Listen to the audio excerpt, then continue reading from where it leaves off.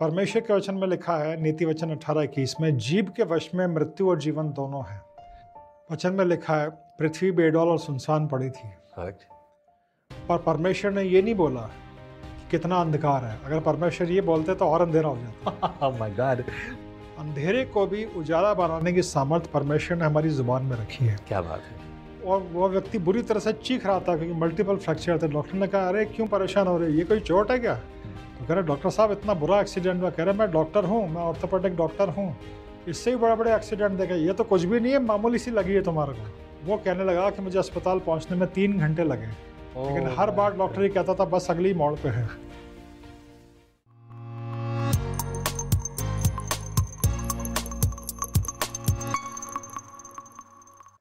Praise the Lord, जय मसीह की। स्वागत है आपका एक और बार विजनरी रेडियो टीवी के इस खास प्रोग्राम जिसका नाम है लेट्स टॉक टुडे।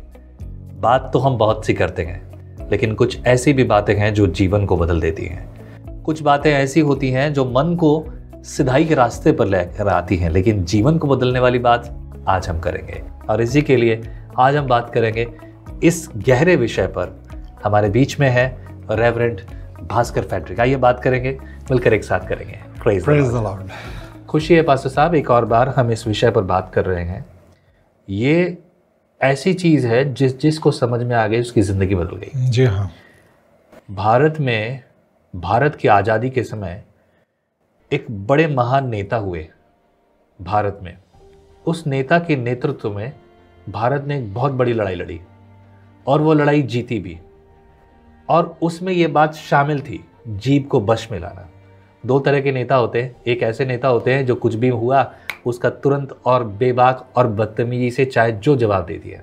एक वो नेता होते हैं, पहले सोचते हैं, तोलते हैं, फिर बोलते हैं, क्योंकि जीभ को वश में लाना सीख लिया और पवित्र शास्त्र से सीखा। वो नेता थे गांधी जी। जी। उनके जन्मदिन से पहले आज हम रिकॉर्ड कर रहे हैं ये वीडियो। कल गांधी जयंती है, लेकिन आज हम रिकॉर्ड कर रहे हैं जीभ को वश में लाना। उन्होंने बाइबल से सीखा। I would like to know about it more, कि आज हमारे भाई बहन इस बारे में कैसे अपने आप को तैयार करें। परमेश्वर का वचन हमें यही शिक्षा देता है याकूब की पत्री के अंदर, कि जैसे बड़े बड़े जहाज पुराने समय में पतवार के द्वारा चलाए जाते थे, बड़े बड़े जहाज़ों को उनकी पतवार डायरेक्शन देती थी, यही काम जीभ हमारे लिए करती है। परमेश्वर के वचन में लिखा है, नीति वचन 18:21 में, जीभ के वश में मृत्यु और जीवन दोनों है, जो उसको काम में लाना जानता है वो उसका फल भोगेगा।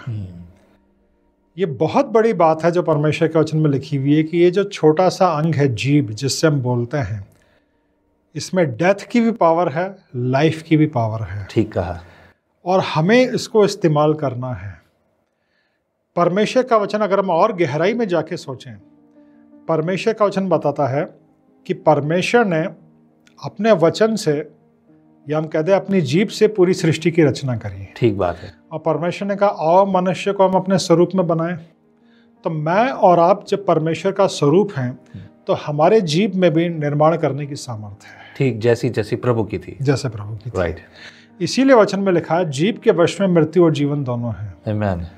जीभ से जो हम बोलते हैं, हम नहीं समझते कि आज वर्तमान में जो हम बोलते हैं वो आने वाले भविष्य में हमारा ही निर्माण कर रही होती है, हमारे ही दिनों का। और ये परमेश्वर के वचन में याकूब की पत्री में भी बहुत स्पष्ट है कि जैसे पुराने समय में पतवार से जहाज को डायरेक्शन दिया जाता था, ये हमारे शरीर की जीभ हमारी लाइफ की डायरेक्शन को चेंज कर देगी। इसीलिए प्रभु यीशु मसीह ने इस बात को सिखाया कि हमेशा आशीष दो, कभी श्राप मत दो। क्या बात है, क्योंकि तुम्हारी जीभ में सामर्थ है। हाँ। और परमेश्वर का वचन हमें बताता है कि हमारी जीभ से निकला हुआ हर एक शब्द लौट के वापस हमारे ही पास आता है। तो जब हमारे मुंह से, हमारी जीभ से निकला हुआ हर एक शब्द लौट के हमारे ऊपर ही आना है, तो क्यों ना सिर्फ अच्छा बोलें, बिल्कुल, सिर्फ आशीष दें। इसीलिए प्रभु यीशु मसीह ने कहा, सिर्फ आशीष दो, कभी श्राप मत दो। यहाँ पे मैं आपको बताना चाहूँगा, इतिहास से भी थॉमस एडिसन का आपने नाम सुना होगा, बड़े वैज्ञानिक हुए जी। थॉमस एडिसन की एक कहानी बड़ी मशहूर है। एक बार जब वो छोटे बच्चे ही थे, वो घर में आए और उन्होंने अपनी माँ को एक लेटर दिया कि माँ, ये मुझे स्कूल से निकाल दिया गया है और प्रिंसिपल ने लेटर दिया है। माँ ने स्कूल में खोल के वो लेटर पढ़ा। थॉमस एडिसन ने कहा कि इस लेटर में क्या था, मुझे क्यों निकाला गया स्कूल में। तो उसकी माँ ने थॉमस एडिसन से कहा कि बेटा इस स्कूल में लिखा है तुम बहुत ही जीनियस और ब्रिलियंट बच्चे हो, नॉर्मल बच्चों से तुम्हारा ब्रेन, तुम्हारा जो दिमाग है वो बहुत ऊंचा है, तो साधारण बच्चों के साथ अब तुम नहीं पढ़ सकते हैं। राइट। तो इसलिए तो उन्होंने तुम्हें स्कूल में निकाल दिया। बेटा तुम बहुत बुद्धिमान हो, तुम जीनियस हो, आगे चल के तुम कुछ बहुत बड़ा करोगे, तो आज से मैं तुम्हें घर में ही पढ़ाऊंगी। ओके। और उनकी माँ उनको ऐसा ही बोलती थी। थॉमस एडिसन, एक किताब के अंदर लिखा है कि जब थॉमस एडिसन बड़े महान वैज्ञानिक बन गए, मशहूर हो गए, उनकी माँ की भी मृत्यु हो गई थी, एक दिन उनको वो लेटर मिला उनके पुराने बक्से में। उन्होंने खोला प्रिंसिपल का वो पुराना लेटर, उसमें लिखा था कि तुम्हारा बच्चा मंदबुद्धि है, इतना मंदबुद्धि है, इसका दिमाग ही काम नहीं करता, इसको कितना भी समझाओ इसको समझ में नहीं आता, ये स्कूल में पढ़ने के लायक ही नहीं है।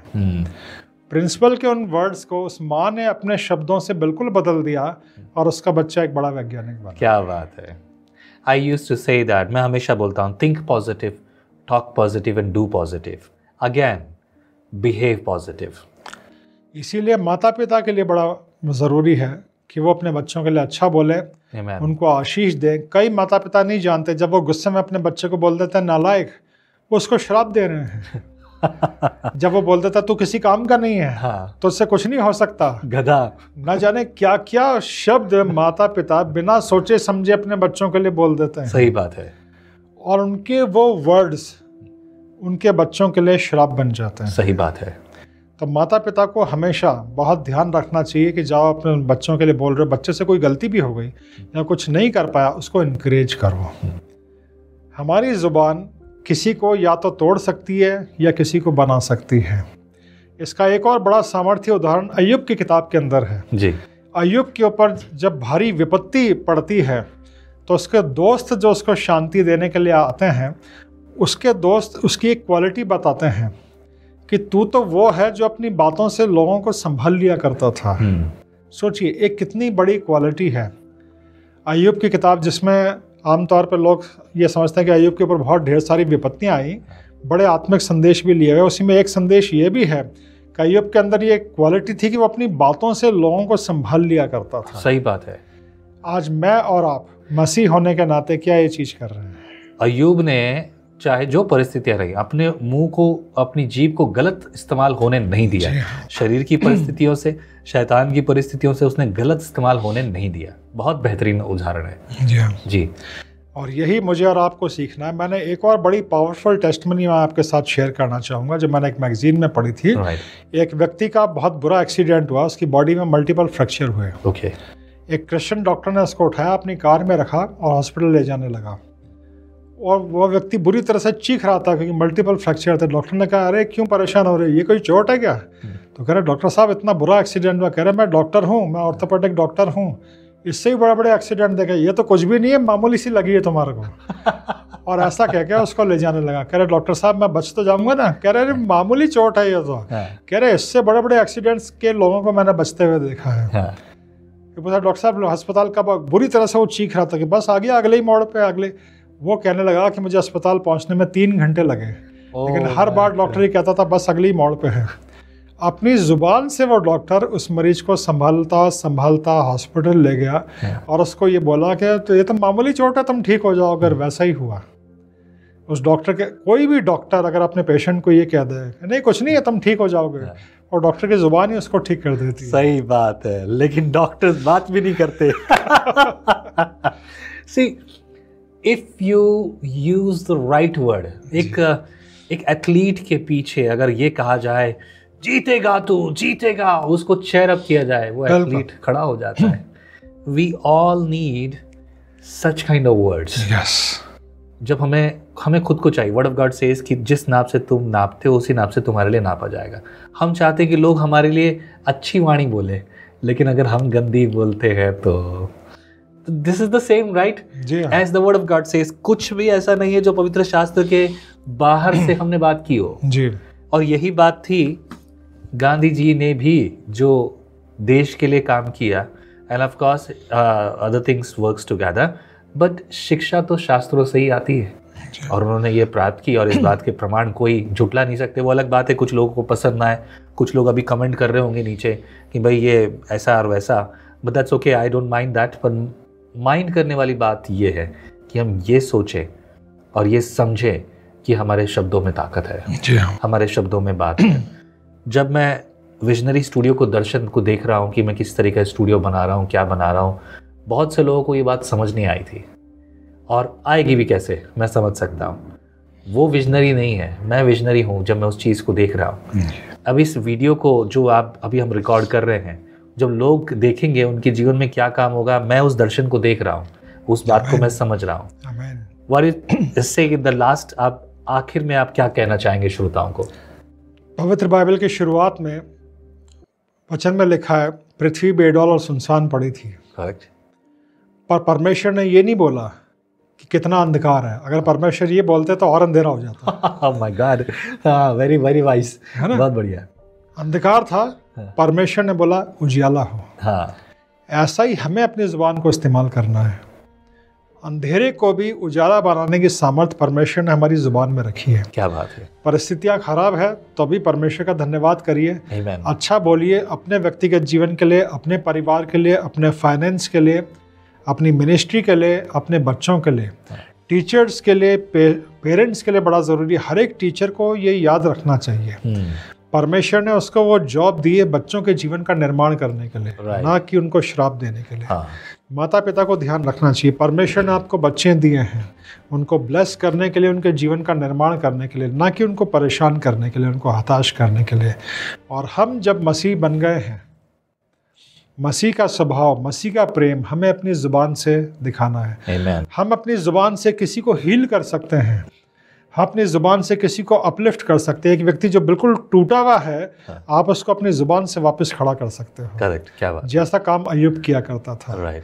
इसको हम एक मसीह होने के नाते अपनी मिनिस्ट्री का एक भाग बना लें, चाहे पासबान हो, प्रचारक हो, टीचर, वो एक अलग, सबकी अलग अलग जॉब है। लेकिन हर क्रिश्चियन के पास ये एक बड़ी मिनिस्ट्री है और हर क्रिश्चियन को ये मिनिस्ट्री करनी चाहिए। आप अपनी ज़ुबान से लोगों की लाइफ को बना सकते हैं। Amen. उनको इनकरेज कर सकते हैं। Amen. ब्लेसिंग, ब्लेसिंग, आशीष। हमने पिछले एपिसोड में भी बात की थी धन्यवाद, which is another positive thing, है ना। धन्यवाद प्रभु, तेरा धन्यवाद, ये एक्नॉलेजमेंट।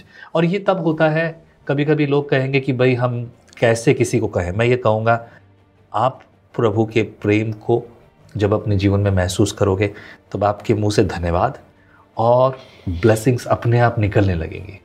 तब आप पॉजिटिव बोलेंगे भी, सोचेंगे भी, करेंगे भी और व्यवहार भी करेंगे। आमीन। बहुत बहुत शुक्रिया पास्टर साहब, बहुत बहुत शुक्रिया। मैं आप सभी श्रोताओं को प्रभु की आशीष देना चाहता हूँ।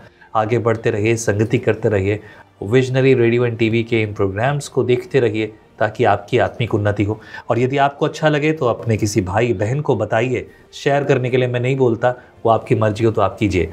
बट यस, अगर आपको बोझ लगता है, प्रभु आपके मन में बोझ डालता है, तो हमारी सेवकाई के लिए नीचे लिखे नंबर पर आप हमें ऑफरिंग भेज सकते हैं ताकि हम अपनी सेवकाई को और बड़े लेवल पर करें, प्रभु की महिमा करें। आमीन। प्रेज द लॉर्ड पास्टर साहब, thank you so much, God bless you. आमीन। प्रभु की महिमा हो, और भी बातें हम मिलकर करेंगे। जी हाँ, जरूर। Praise the Lord, praise the Lord. जय मसीह की।